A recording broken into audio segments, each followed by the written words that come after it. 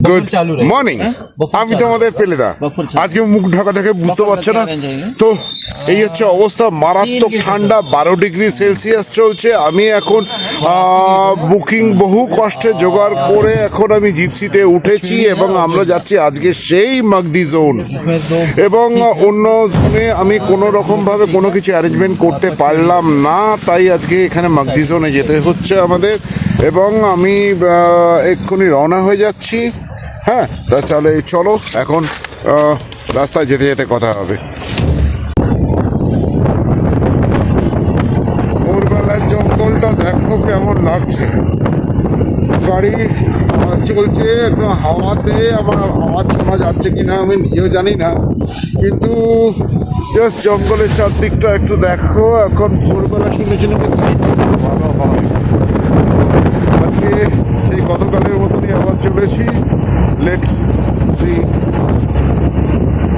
Zone में enter कर चुके हैं। अपना बांधवगढ़ जो है 1536 स्क्वायर किलोमीटर में फैला हुआ है। इसमें 716 स्क्वायर किलोमीटर में कोर का एरिया है और 820 स्क्वायर किलोमीटर बफर है सर। अपने बांधवगढ़ में 3 गेट कोर के हैं और 3 ही बफर के हैं सर। ताला, मगदी और खितौली ये कोर के हैं।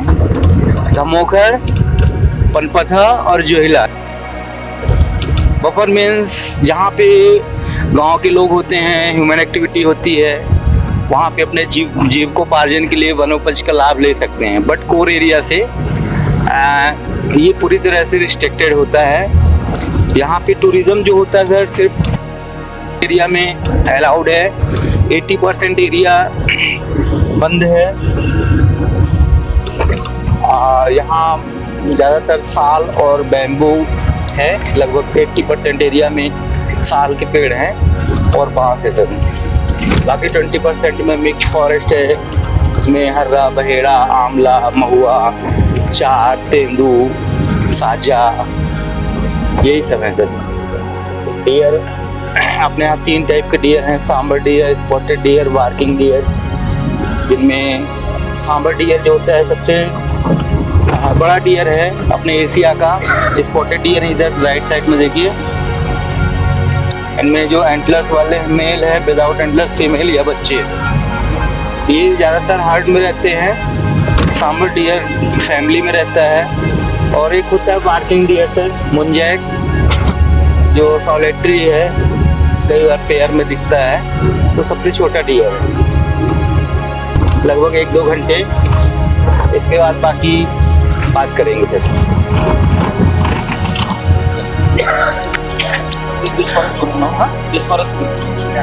তোমরা শুনলে এখন এই গাইড ভাইয়া যা বললেন। ভাইয়া যে আপনার নাম কি? संजीव। সঞ্জীব ভাইয়া থেকে সব শুনলে। এখন আমরা কোর এরিয়ার মধ্যে দিয়ে যাচ্ছি। এবার দেখা যাক আজকে কিছু দেখতে পাই কিনা, আজকে সাইটিং কিছু হয় কিনা। পগমার্ক দেখা গেছে, এই দেখো পগমার্ক ওদিক থেকে দেখা গেছে।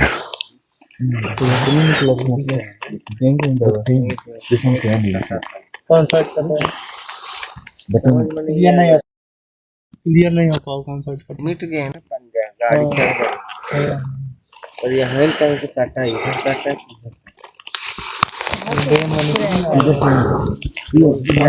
वहाँ से आए आगे होंगे पंजे, लेकिन यहाँ नहीं गए आगे।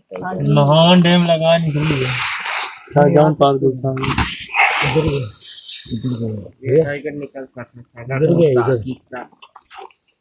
इधर गया ना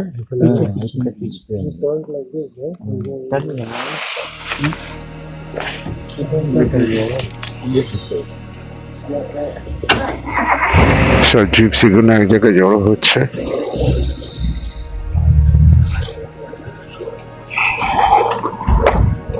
ভীষণ এক্সাইটিং লাগছে।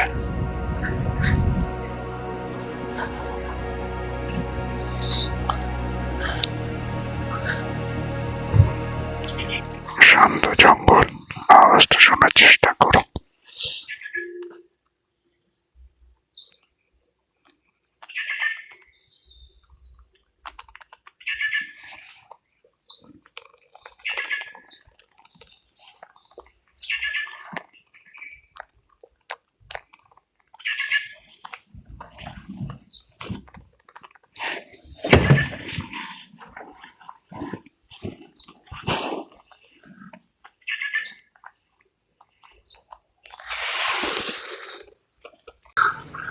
বলছে আগে কোথাও গেছে,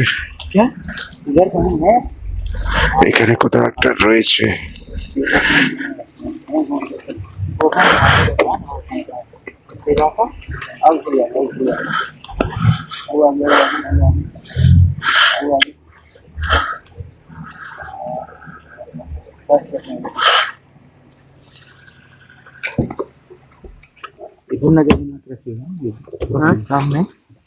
इधर ओपन কই টাইগার দেখা গেছে বলছে, আমি এখনো দেখতে পাইনি।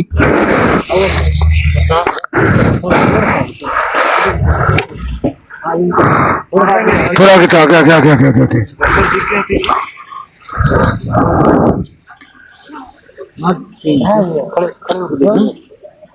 सही सीन कहाँ? किधर है बता दो वो जा रहे वो देखिए वो गैप में हाँ टाइगर ग्राउंड कर रहा है अरे शांत रहो तो आवाज सुनो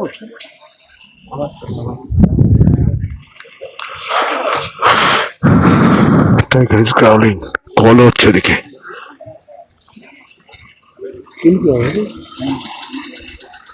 जहाँ लाइट गिर रही है वो जा रहा है। किधर है वो लाइट में है देखिए वो लाइट वो देखिए वो। यस फाइनली वी डन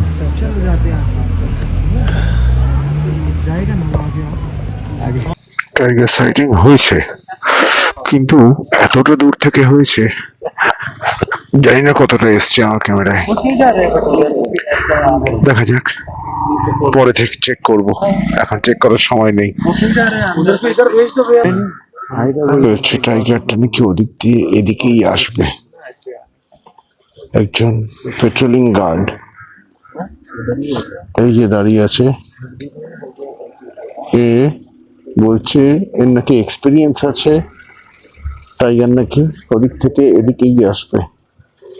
তো এখন দেখা যায়।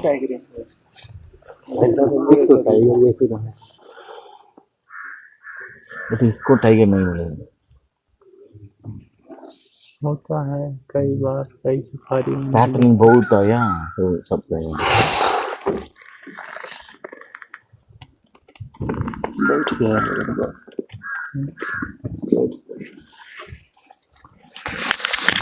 এই পেট্রোলিং গার্ডদের ডিউটি এমন, এরা সাইকেল নিয়ে ঘুরতে পারে, হাতে লাঠি রাখতে পারে ম্যাক্সিমাম।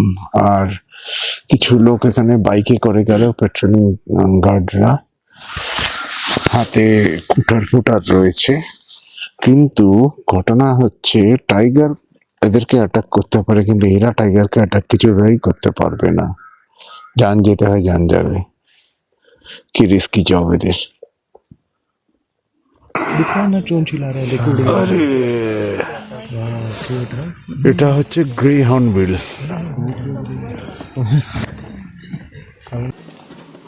করে কিছু বুঝে ওঠার আগেই হঠাৎ তার আগমন হয়ে গেল।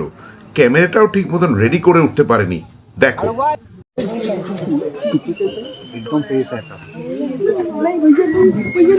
आराम से आराम से आराम से आराम से आराम से आराम से कुछ नहीं।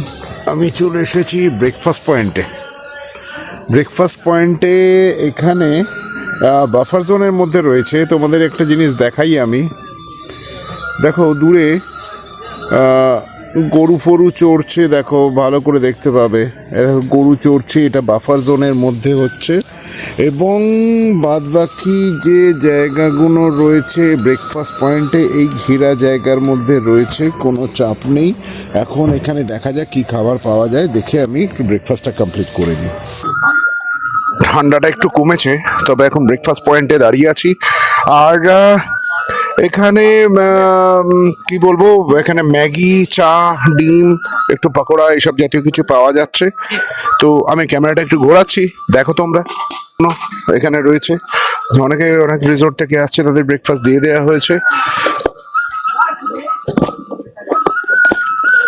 জায়গাটা চারদিকে জাল দিয়ে ঘেরা, একদম এখান থেকে দেখা যাচ্ছে। ন্যাশনাল বার্ড অফ ইন্ডিয়া, ময়ূর তো অনেক জায়গাতে দেখা যায়, এখানেও দেখতে পাচ্ছি। গাছের আড়ালে চলে যাচ্ছে, চলেও গেছে। ঘুরেই চলেছি আমরা, এখনো পর্যন্ত ওই একটাই সাইটিং হয়েছে, তারপর এখন আর কোনো সাইটিং হয়নি এখনো। তো দেখা যাক আর যদি কোনো সাইটিং হয়।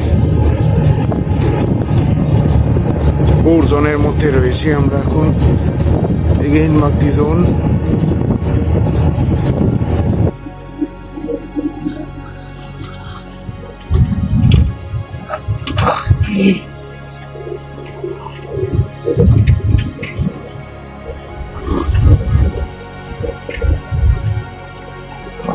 তার নাম হচ্ছে কোকোড্রাইল স্কিন ট্রি।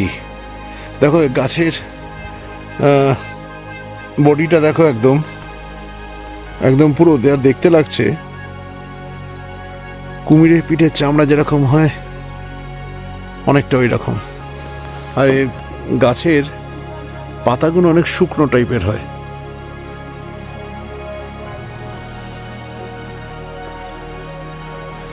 इसको अगर कट लगाया जाए लगभग 5 से 10 लीटर पानी निकल सकता है।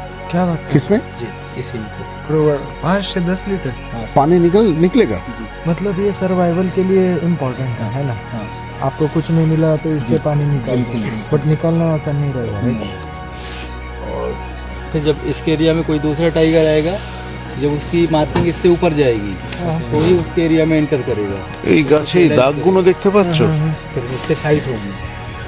नहीं तो এই এতখানি পর্যন্ত, মানে একটা বাঘ গাছে স্ক্র্যাচ করেছে, নখ দিয়ে স্ক্র্যাচ করেছে। তার মানে যে বাঘ যতটা লম্বা সে তার ক্ষমতা দেখানোর জন্য ওইটা করে থাকে, এবং ওইটাকে দেখে অন্য বাঘ আবার এরিয়াতে সিলেকশন করে। আবার সাংঘাতিক জিনিস। এটা রিসেন্ট দাগ না, এটা বেশ পুরনো দাগ। বাপ রে বাপ। তাহলে আমাদের মাগদি জোনের মর্নিং সাফারি শেষ হলো। 11টা বেজে গেছে। তোমরা টাইগার সাইটিংও খুব ভালো করে করলে আশা করি। তাহলে এই জঙ্গল থেকে আমরা আজকে বেরিয়ে যাচ্ছি। বান্ধবগড়ের শেষ সাফারি ছিল এটা আমার। এরপরে আমার ট্রিপ রয়েছে আরও অন্য জায়গায়। পান্না রিজার্ভ ফরেস্টে ঢোকার ইচ্ছে আছে, বুকিং করা নেই। তাহলে বেরোচ্ছি জঙ্গল থেকে, তা না হলে আমাদের ড্রাইভারদের ফাইন হয়ে যাবে, তাদের পেনাল্টি হবে, অনেক কিছু হবে। এরপর তাহলে দেখা হচ্ছে নতুন ব্লগে। তাহলে আমরা এই জঙ্গল থেকে সামনে বেরোচ্ছি। এই যে নালাটা দেখতে পাচ্ছ, এইমাত্র গাইড দাদার কাছে শুনলাম এর মধ্যে নাকি বাঘ বসেছিল। এবং আমি যেখানটা দাঁড়িয়ে আছি এখন, এই দিকটা হচ্ছে মাগদি জোন, আর এই রাস্তা মেন রোড, আর এর উল্টো দিকটা হচ্ছে টালা জোন, সরি খতৌলি জোন। বাঘ এইখান থেকে রাস্তা পেরিয়ে এদিকে চলে যায়। বহু টাইম নাকি বাঘকে রাস্তা পার হতে দেখা গেছে। স্ট্রেঞ্জ। আমি এখন দাঁড়িয়ে আছি বান্ধবগড়ের টালা গেটের ঠিক পাশেই একটি দোকানে। তোমার দোকানের নামটা কি? ইন্ডিয়ান হ্যান্ডিক্রাফটে দাঁড়িয়ে আছি। গতকাল আমি এখান থেকে কিছু জ্যাকেট, এই ধরনের জ্যাকেট, বোথ সাইড জ্যাকেট, দেখো এইসবগুলো আমি কিনেছি, বুঝেছো? তো এই ধরনের জ্যাকেটগুলো আমি কিনেছি এবং জ্যাকেটগুলো খুবই ভালো এবং এখানে খুব চিপ প্রাইস। এবং এইমাত্র আমি ম্যাগনেটের কিছু আইটেম আমি কিনলাম। তো এই দোকানে এই বাচ্চা মেয়েটি দাঁড়িয়ে আছে, ওর নাম হচ্ছে চম্পা জানা। ওর বাবা মা সব শুদ্ধ এখানে থাকেন। তোমরা চাইলে এখান থেকে কিনতে পারো, ঠিক আছে? আমাদের ওয়েস্ট বেঙ্গলেরই মেয়ে, কোনো অসুবিধা নেই। তোমরা যদি চাও তো এখান থেকে কিনতে পারো। দেখো কত জিনিস এখানে রাখা আছে, দেখতে পাচ্ছ তোমরা? তো দোকানটা পারলে একবার ভিজিট করে যেও যারা যারা এখানে আসবে, ঠিক আছে? তাহলে আমি এখন বান্ধবগড় থেকে বেরিয়ে যাচ্ছি এখন জব্বলপুরের উদ্দেশ্যে, ঠিক আছে?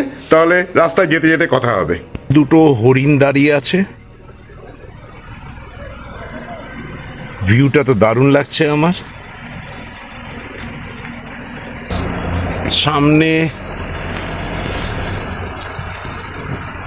এনারা আরে বাপরে, সামনে চলে এসেছে রে, সামনে চলে এসেছে রে।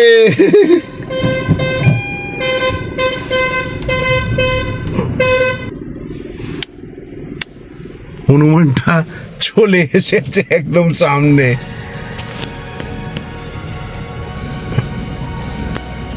তোমরা আমায় দেখতে তো আমি জব্বলপুরের উদ্দেশ্যে রওনা হয়ে গিয়েছি এবং রাস্তায় যা অবস্থা হচ্ছে দেখতেই পাচ্ছ, এবং বাইকগুলো যাচ্ছে, বাঘ নাকি রাস্তা পেরিয়ে যায় এবং বাইকগুলো দাঁড়িয়ে পড়ে। কি সাহস এদের! আমি একটা হনুমান দেখে আমার ভয়তে কাঁচ তুলে দিতে হচ্ছে নিজের গাড়ির, কিন্তু এখানকার লোকেদের সাহস কি! যাই হোক, চলো দেখা হচ্ছে তাহলে নেক্সট ব্লগে। জব্বলপুর গিয়ে সন্ধ্যেবেলা থেকে আমি তোমাদের জব্বলপুরের ভিউ দেখাবো।